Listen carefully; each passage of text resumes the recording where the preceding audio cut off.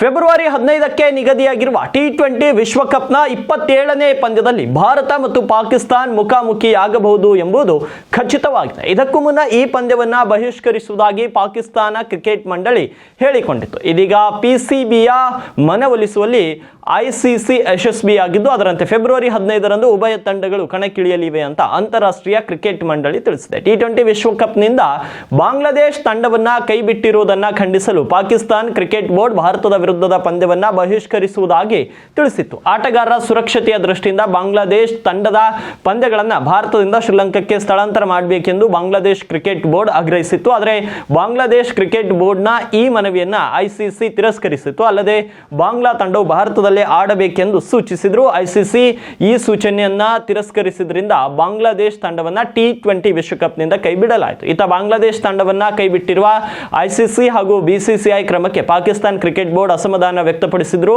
ಅಲ್ಲದೆ ಈ ನಡೆಯನ್ನ ಖಂಡಿಸುವ ಸಲುವಾಗಿ ಭಾರತದ ವಿರುದ್ಧ ಪಂದ್ಯವನ್ನ ಬಹಿಷ್ಕರಿಸುವುದಾಗಿ ಪಿಸಿಬಿ ತಿಳಿಸಿತ್ತು. ಇತ್ತ ಭಾರತ ಮತ್ತು ಪಾಕಿಸ್ತಾನ ನಡುವಣ ಪಂದ್ಯ ನಡೆದೇ ಇದ್ರೆ ಐಸಿಸಿ ಆದಾಯಕ್ಕೆ ಆರ್ಥಿಕ ನಷ್ಟ ಉಂಟಾಗಲಿದೆ. ಹೀಗಾಗಿ ಐಸಿಸಿ ಅಧಿಕಾರಿಗಳು ಪಾಕಿಸ್ತಾನ ಕ್ರಿಕೆಟ್ ಮಂಡಳಿಯ ಮನವೊಲಿಸುವ ಕಾರ್ಯಕ್ಕೆ ಕೈ ಹಾಕಿದ್ರು. ಅದರಂತೆ ಇದೀಗ ಕೆಲ ಬೇಡಿಕೆಗಳನ್ನು ಈಡೇರಿಸುವ ಭರವಸೆ ನೀಡುವ ಮೂಲಕ ಐಸಿಸಿ ಪಿಸಿಬಿಯ ಮನವೊಲಿಸುವಲ್ಲಿ ಯಶಸ್ವಿಯಾಗಿದ್ದಾರೆ.